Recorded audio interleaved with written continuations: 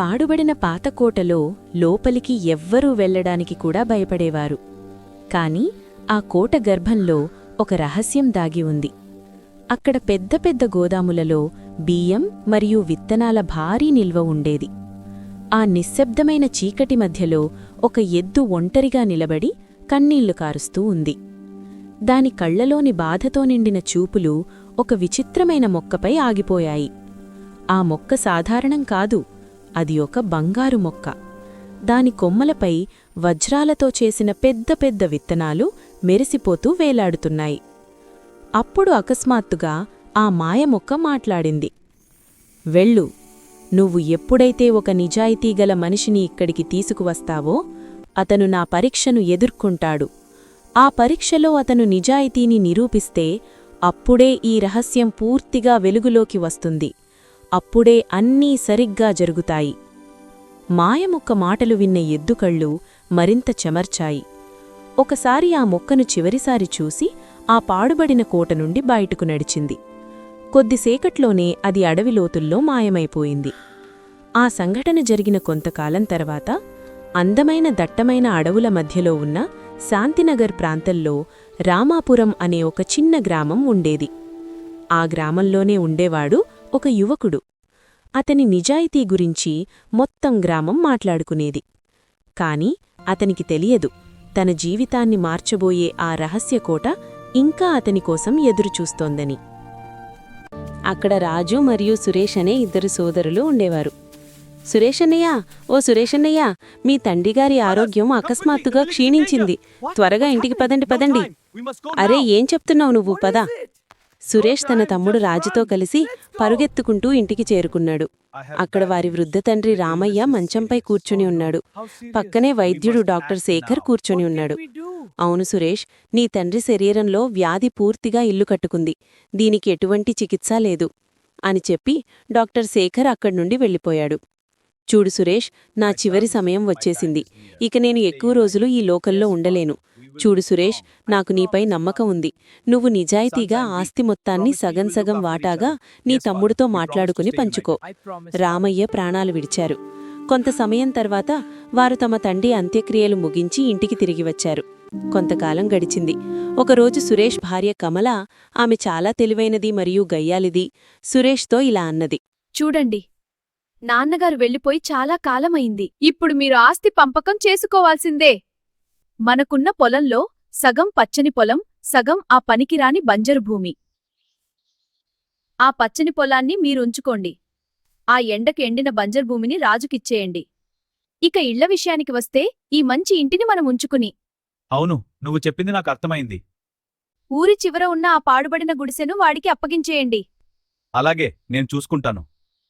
బానే ఉంది కాని కమలా, ఒకవేళ రాజు ఏదైనా అడిగితే నేనేం సమాధానం చెప్పాలి? ఏమని చెప్తారు? వాడు పొలంలో పని మొదలుపెట్టి 2 ఏళ్లే కదా అయింది.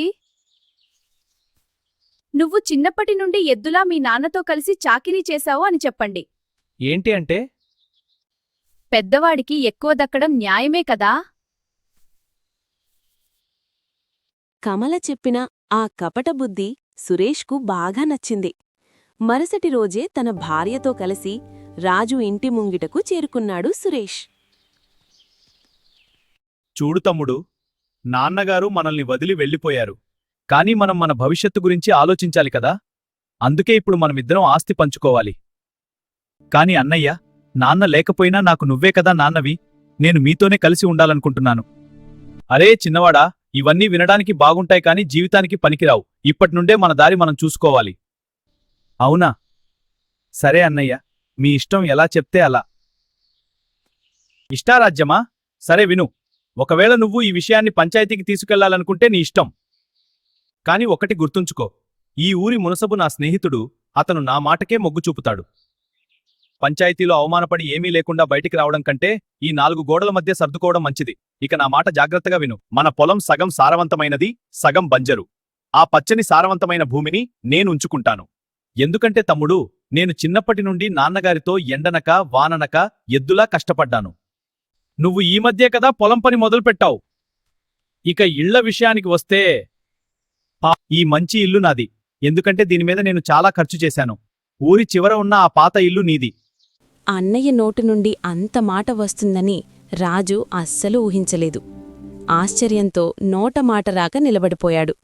కాని భర్త పడుతున్న అన్యాయాన్ని చూస్తూ లక్ష్మి ఊరుకోలేకపోయింది. అగ్నుపర్వతంలా పేలింది. ఇది ముమ్మాటికి అన్యాయం బావగారు. పనికిరాని చెత్తనంతా మీ తమ్ముడికిచ్చి మంచివన్నీ మీరుంచుకుంటారా? అసలు దీన్ని పంపకం అంటారా లేక మీ ఇష్టారాజ్యమా? చూడండి అన్నయ్య, లక్ష్మి చెప్పింది నిజమే కదా. ఆ బంజరు భూమిలో నేను ఏం పండించాలి? గడ్డి కూడా మొలవని ఆ నేల నాకిస్తే నా సంసారం ఎలా గడవాలి? అది కూలిపోవడానికి సిద్ధంగా ఉన్న గుడిసే. ఇక అవన్నీ నాకు తెలియదు తమ్ముడు. పంపకం ఇలాగే జరుగుతుంది. నీ వాటాకొచ్చింది నచ్చినా నచ్చకపోయినా అదే నీ దారి. నాతో వాదిస్తావా? అయితే ఇప్పుడే, ఈ క్షణమే ఈ ఇల్లు వదిలి వెళ్ళిపో. అన్నయ్య కనికరం లేని మాటలకు రాజు కంగుతిన్నాడు. కన్నీళ్లు తుడుచుకుంటూ గుండె భారంతో తన సామాన్లను సర్దుకుని ఆ పాత గుడిసెకు చేరుకున్నాడు. చూశారా? నేను చెప్పింది అక్షరాలా నిజమైంది. అది ఇల్లు కాదు, కేవలం ఒక పాత గుడిసే. అన్నయ్య మనల్ని నట్టేట ముంచారు. ఇంత అన్యాయం జరుగుతుంటే మీరొక్క మాట కూడా అనలేకపోయారు. లక్ష్మి, నేననుకుంటే పంచాయతీకి వెళ్ళగలను. కాని రచ్చకెక్కితే పోయేది మన ఇంటి పరువే కదా. నాకు ఆ దేవుడిపై నమ్మకం ఉంది. ఆయన నాకు కష్టపడే 2 చేతులిచ్చాడు. చూడు లక్ష్మి, లోకం నవ్వుతున్నా సరే నేను ఆ బంజరు భూమి చీల్చి విత్తనాలు నాటుతాను. ఆ భగవంతుడి కృప ఉంటే అక్కడే పంట పండించి ఊరి ముందే మన గౌరవాన్ని నిలబెట్టుకుంటాను. మరుసటి రోజు ఉదయాన్నే రాజు తన నాగలి పట్టుకుని పొలానికి వెళ్లాడు. ఆ రాతి భూమిని దున్నుతుంటే చూసిన ఒక గ్రామస్థుడు ఆశ్చర్యపోయాడు. అరే రాజు అన్నయ్య, ఇదేమిటి? ఆ బంజరు భూమిలో కష్టం వృధా తప్ప ఏమీ రాదు. ఎందుకు నీ సమయాన్ని పాడు చేసుకుంటున్నావు? రాజు ఏమీ సమాధానమివ్వలేదు. ఎగతాళి చేసే లోకం మాటలకంటే తన కష్టం మీద నమ్మకంతో నిరంతరం శ్రమిస్తూనే ఉన్నాడు. అది కేవలం రాజు కష్టం కాదు, అతని ఆత్మగౌరవానికి సంబంధించిన పోరాటం. రోజులు గడుస్తున్నాయి, కాని రాజు అదృష్టం మాత్రం మారలేదు. ఆ రాతి భూమిపై రాజు చెమట చుక్కలు రాలాయే తప్ప ఒక్క విత్తనం కూడా మొలవలేదు. ఒళ్ళు హూనమై మనస్సు విరిగిపోయి రాజు నిరాశగా కూర్చున్నాడు. చూశారా? నేను ముందే చెప్పాను, ఆ బంజరు భూమి మన కష్టాన్ని మింగుతుందే తప్ప కూడిపెట్టదు. ఏదైనా వ్యాపారం మొదలుపెట్టండి. అందుకు మన సుబ్బయ్య సాహుకారును అడగండి, ఆయన సహాయం చేస్తారు. సాహుకారిచ్చిన 10 నాణేలే ఇప్పుడు రాజుకు ఆఖరి ఆశ. ఆ డబ్బుతో సీతాపురం బజారులో బొమ్మలు కొని అమ్ముదామని వెళ్లిన రాజుకు అక్కడ గుండె కరిగే దృశ్యం కనిపించింది. అరే భయ్యా, ఎందుకంత నిర్దయగా ఆ ఎద్దును కొడుతున్నావు? అది నోరు లేని జీవి కదా. నోరు లేకపోయినా తిండికి మాత్రం తక్కువ లేదు. పని చేయమంటే అడుగు తీసి అడుగు వేయదు.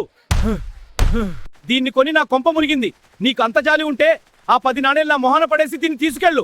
రాజు చేతిలో ఉన్న 10 నాణేలు అతని భవిష్యత్తు.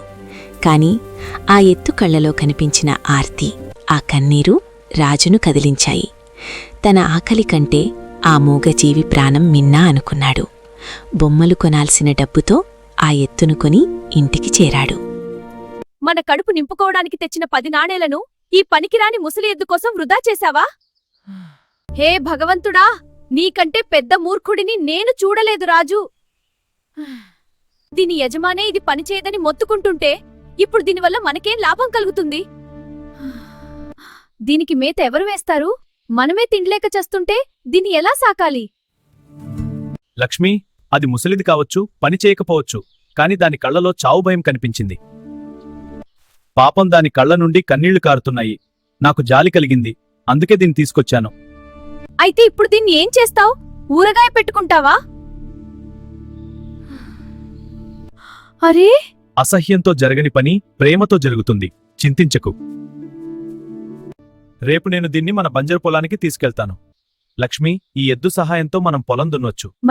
చివరికి తిరిగి తిరిగి నువ్వు అక్కడికే వచ్చావు. నీ ఇష్టం వచ్చినట్టు చెయ్యి, నాకు సంబంధం లేదు. కాని ఒక్క మాట గుర్తుంచుకో, ఇంట్లో కేవలం రేపటి వరకు సరిపడా ధాన్యం మాత్రమే ఉంది.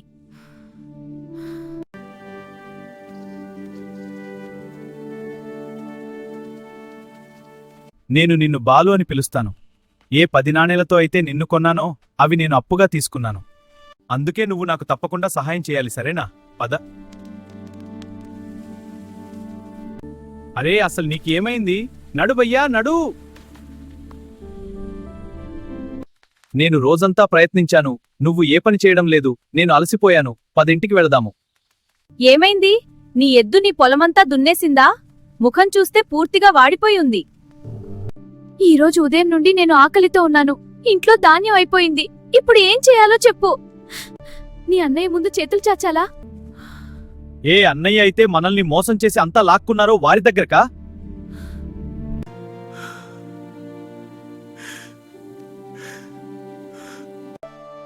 నీ పరిస్థితి చూస్తుంటే నాకు చాలా జాలిగా ఉంది రాజు. ఏమిటి, నువ్వు మాట్లాడుతున్నావా? అరే, ఏ భగవంతుడా, నేనేం చూస్తున్నాను? ఒక ఎద్దు మనిషి భాషలో మాట్లాడుతోంది. భయపడకు. నేను ఎలా మాట్లాడుతున్నానో అడగకు. నేను నీకు సహాయం చేయగలను. లక్ష్మి, మన దగ్గర ఉన్న ఎద్దు మాట్లాడుతుంది. ఏమిటి రాజు, ఎద్దు మాట్లాడుతుందా? అవును, నమ్మలేకపోతున్నా. రాజు, దీన్ని ఎక్కడి నుండి తెచ్చావో అక్కడే వదిలేసిరా. అలా చేయకండి, లేదంటే నా పాత యజమాని నన్ను కొట్టి కొట్టి చంపేస్తాడు. నాకొక అడవి చుట్టూ చిరునామా తెలుసు. ఒకవేళ నువ్వు వాటిని బంజరు భూమిలో నాటితే నీ జీవితం మారిపోతుంది. రాజు, ఒక్కసారి దీని మాట వినడంలో తప్పేముంది? బహుశా మన తలరాత మారిపోవచ్చు. నాతో రండి. మీకు మాయా విత్తనాలు ఇక్కడే పాడుబడిన కోట లోపల దొరుకుతాయి.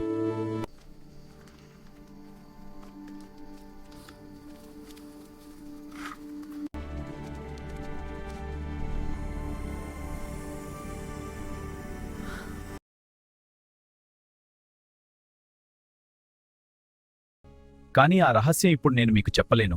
సరైన సమయం వచ్చినప్పుడు అంతా చెప్తాను.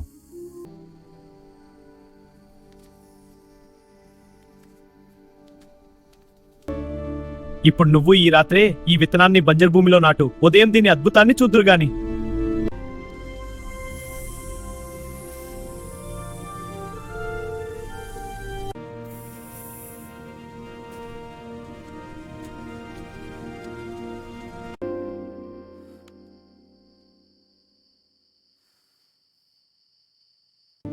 అరే లక్ష్మి, లక్ష్మి, మన బంజరు పొలం పచ్చగా మారిపోయింది. దీని అర్థం బాలు చెప్పింది నిజమే. చూడు లక్ష్మి, ఈ పంట పూర్తిగా పక్వానికి వచ్చింది. పద, దీన్ని కోసి అమ్మేద్దాం.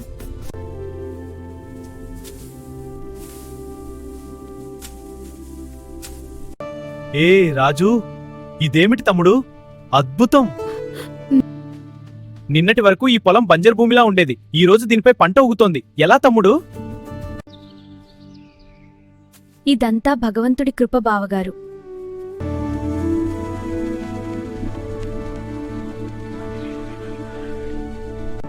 అరే, ఇది ఎలా జరిగింది? ఒకే రాత్రిలో పంట ఇలా పచ్చగా ఎలా పెరిగింది? నిన్నటి వరకు ఈ పొలం పూర్తిగా బంజరుగా ఉండేది కదా. ఇది నిజంగా ఒక అద్భుతమే.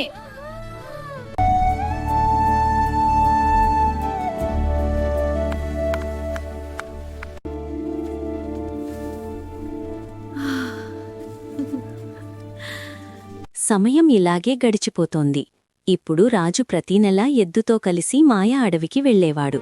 అక్కడి నుండి మాయా విత్తనాలు తెచ్చి తన బంజరు భూమిలో నాటేవాడు. మరుసటి రోజే పంట సిద్ధంగా ఉండేది. చూస్తుండగానే రాజు రోజులు మారిపోయాయి, మరియు అతను ధనవంతుడయ్యాడు. మీ పెద్దన్నయ్యకు ఈ మాయా ఎద్దు గురించి చెప్పకండి, లేదంటే ఆయన దీన్ని కూడా లాక్కోవడానికి ప్రయత్నిస్తారు. ఈ విషయం అతని పెద్దన్నయ్య సురేష్కి అస్సలు నచ్చలేదు. అసలేం జరుగుతోందో నాకర్థం కావడం లేదు. రాజు ఎలా పంట పండించగలడు? ఇందులో ఏదో మతలబుంది భయ్యా. రాజు గురించి నాకు డౌట్ ఉంది. మనం జాగ్రత్తగా ఉండాలి. నిజంగానే, నేనివ్వళ నుండి రాజుని గమనిస్తాను. రాజు తన భార్య లక్ష్మిని తీసుకుని ఎద్దుతో కలిసి అడవివైపు బయల్దేరాడు. కాని ఈ దృశ్యాన్ని అతని పెద్దన్నయ్య సురేష్ దూరం నుండి చూస్తున్నాడని అతనికి తెలియదు. సురేష్ వెంటనే పరిగెత్తుకుంటూ తన భార్య కమల దగ్గరకు వెళ్లి జరిగినదంతా చెప్పాడు. అంటే ఇప్పటివరకు జరిగిన అద్భుతాలన్నీ ఆ మాయా విత్తనాల వల్ల అన్నమాట. పదండి, మనం వారిని వెంబడిద్దాం. సురేష్ మరియు కమల రహస్యంగా రాజు మరియు ఎద్దును వెంబడించారు. కొంతసేపటి తర్వాత రాజు మరియు లక్ష్మి పాడుబడిన కోటలోపలికి చేరుకున్నారు.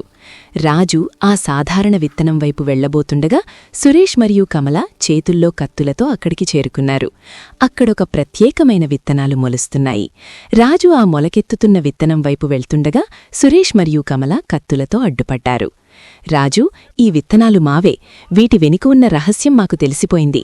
ఇవి బంగారాన్ని పండించే విత్తనాలు కదా అని సురేష్ ఆశగా అరిచాడు. ఒకవేళ నువ్వు ఒక్క అడుగు ముందుకు వేసినా నీ గొంతు కోసేస్తాను. పద కమల, మనం ఈ బంగారు మొక్క విత్తనాలన్నీ పీకేద్దాం. మనం అత్యంత ధనవంతులమైపోతాం. సురేష్ మరియు కమల బంగారు మొక్క వైపు వెళ్లారు. ఇద్దరూ ఆ మొక్కను తాకగానే మొక్క అంతా ఒక్కసారిగా మాయమైపోయింది. అక్కడ ఉన్న ఎద్దు ఒక దేవతలా మారి సురేష్ కమలతో ఇలా అంటుంది, ఈ విత్తనాలు భూమి మీద ఉన్న ఒక నిజాయితీగల మనిషికివ్వడానికే నేనిన్నాళ్లు ఎద్దులా మారాను అని చెప్పి రాజు మరియు లక్ష్మికి ధన సంపదలిచ్చి రాజు ధనాన్ని ఎవరూ దొంగలించకుండా ఉండడానికి ఇంటికి కుక్కలా ఉండమని కమలను, అలాగే గాడిదలా ఉండమని సురేష్కు శాపమిచ్చి ఆ దేవత మాయమైపోతుంది.